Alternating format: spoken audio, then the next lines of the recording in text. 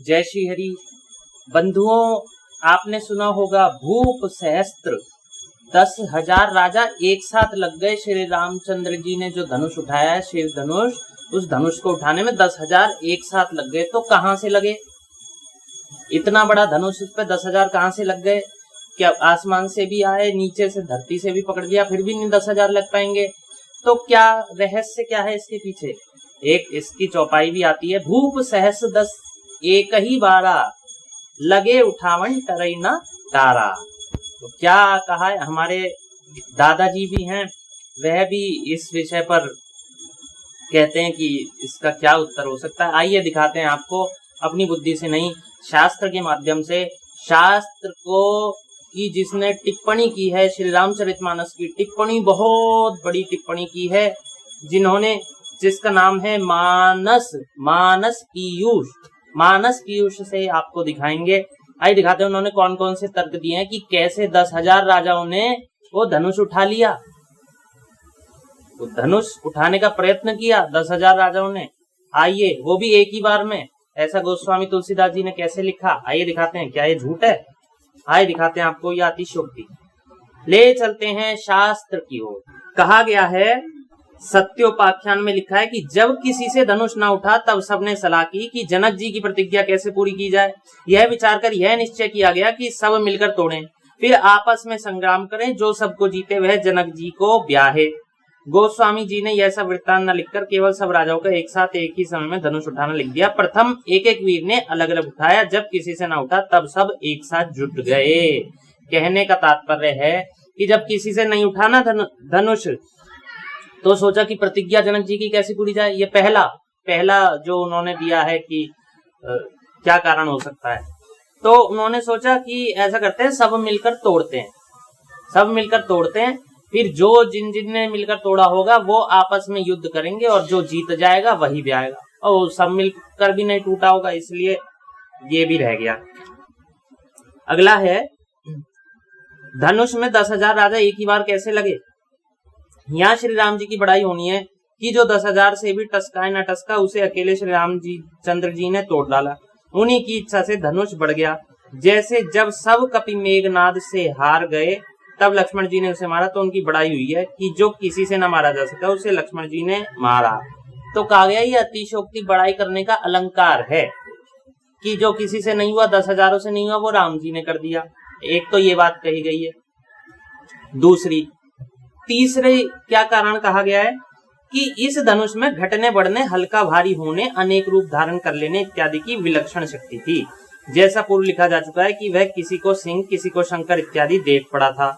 और अधिकु गरुआई, श्री रामचरितमानस में जो चौपाई है, जो दोहा आया है इससे पहले 250वां दोहा, उसमें देखिएगा लिखा है अधिकु गरुआई। ये देखिए, मानव वीरों की भुजाओं का बल पाकर वह धनुष अधिक अधिक भारी होता जाता है।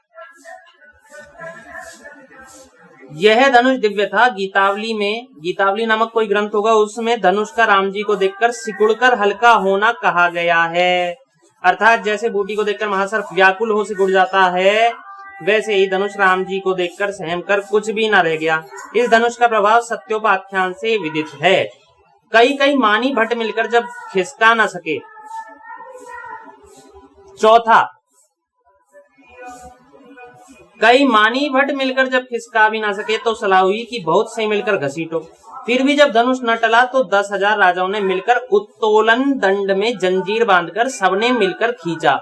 एक प्रक्रिया से जंजीर में बांधकर उसको सबने उस जंजीरों के छोर पकड़कर कई सारे राजाओं ने मिलकर खींचा कि उठ जाए, पर न उठा। तो लगे उठावन से तात्पर्य है कि उठाने में 10,000 लगे थे। उत्तोलन दंड में सैकड़ों जंजीरें बंध सकती थीं और प्रत्येक जंजीर के खींचने में सैकड़ों भट्ट लग सकते थे। नाटकीय कला में गौड़, तो ये था एक कारण। फिर नाटकीय कला में गौड़ जी की युक्ति वाला अर्थ ठीक है, और महाकाव्य कला में दिव्य धनुष का असीम हो जाना और 10,000 राजाओं का लग जाना भी असंभव नहीं। फिर हास्य रस की भी बात विचारनी है। मसल मशहूर है कि 900 आदमी लगे और एक मूली न उखड़ी। कवि का कमाल है कि सब ही निभ जाता है। तो एक ये बता रहे हैं, पांचवा कारण कि हंसी में कहा है कि 900 आदमियों से भी एक मूली नहीं उखड़ी। तो ऐसा हो सकता है 900 आदमियों से एक मूली ना उखड़े? नहीं, उखड़ सकती है। तो ये हंसी में कही है कि 10,000 से भी जो नहीं उठा वो अकेले राम जी ने उठा दिया। एक बात ये है, हालांकि ये युक्ति संगत बात नहीं है। हंसी परिहास में यद्यपि ऐसा कहा गया है कि झूठ बोल सकते हैं, लेकिन तथापि ये ऐसी हंसी ठिठोले वाली बात नहीं है। पांचवा जो कारण है। छठा कारण कि 10,000 ने उठाया, अर्थात श्री रामचंद्र जी को छोड़कर अन्य 10,000 राजाओं ने उस दिन अपना पुरुषार्थ जनाया। यानी 10,000 ने एक ही बार से तात्पर्य एक दिन में उठाने को ये कहा गया है। सातवां बताया गया है कि सहस्त्र भुजा वाले सहस्त्रबाहु राजा ने और दशशीष रावण ने, दोनों ने मिलकर एक ही बार उठाया। कैसे? भूप सहस 10 एक ही बारा। भूप सहस, सहस्त्र भुजाओं वाला भूप राजा कौन? सहस्त्रबाहु। और भूप सहस 10, भूप सहस 10 सहस्त्र भुजाओं वाला और 10 भुजाओं वाला रावण, इन दोनों ने मिलकर एक ही बार उठाया, तो भी वो टरा नहीं। एक बात ये। सातवां। आठवां तो वही बात है कि लोगों ने कही कि किसी एक ही दिन में उठाया है, कभी 10-10 लोग लग गए, कभी 20-20 लग गए, तो ऐसे कर करके उठाया है। तो ये बातें यद्यपि युक्ति संगत नहीं है, ऐसा इसमें लिखा है। ये युक्ति संगत क्यों नहीं है बात? ये इसलिए युक्ति संगत नहीं है कि पीछे ही कहा गया कि देखी सरासन गवही सिधारे, अर्थात बड़े बड़े दिग्गज उसे देख कर ही चुपके से निकल लिए। रावण और सहस्त्रबाहु आदि जो भी ऐसे कुछ उदाहरण दिया गया, उनके जैसे चुपके से निकल लिए। तो यदि कहा जाए कि उस दिन भी पुणे आ गए होंगे, तो पीछे अवध जाने वाले जनक दूतों का रावण बाण छुआ नहीं चापा, यह वचन असत्य हो जाता है कि रावण ने तो छुआ ही नहीं। तो तात्पर्य ये है कि ये जो 7 प्रमाण दिए गए हैं, इनको पुनः दोबारा से बता देते हैं। पहला प्रमाण कि सारे मिलकर तोड़ने लगे और जो जीतेगा वो ब्याह कर लेगा। एक तो इसलिए सारे मिलकर तोड़ने लगे, पहला। दूसरा प्रमाण कहा गया है कि एक दिन में सारे लग गए, ठीक है। तीसरा प्रमाण कहा गया है कि सहस्त्रबाहु और रावण लग गए। चौथा प्रमाण दिया गया है कि धनुष में ये क्षमता थी कि वो छोटा बड़ा हो जाता था। पांचवा प्रमाण दिया गया है कि धनुष में जंजीरें बांध दी गई, ऐसी प्रक्रिया की गई कि सारे राजाओं के हाथ में जंजीरों के छोड़ दे दिए गए, बहुत सारी जंजीरें बांध दी गई, उन्होंने उठाया तो भी नहीं उठा। पांचवा। छठा दिया गया है कि एक दिन में सहस्त्रों ने उठाया। और सातवां कहा गया है कि हंसी ठिठोले में कहा गया है।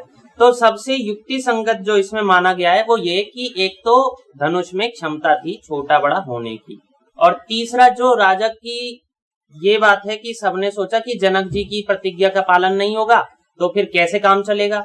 तो सब राजा सोचने लगे हम सब मिलके तोड़ देते हैं और बाद में युद्ध करके जीत लेंगे। तो इसलिए तुलसीदास जी ने वो सब कहानी ना लिख के खाली इतना ही लिख दिया कि भूप सहस 10 एक ही बारा, तगे उठावन टरई ना तारा।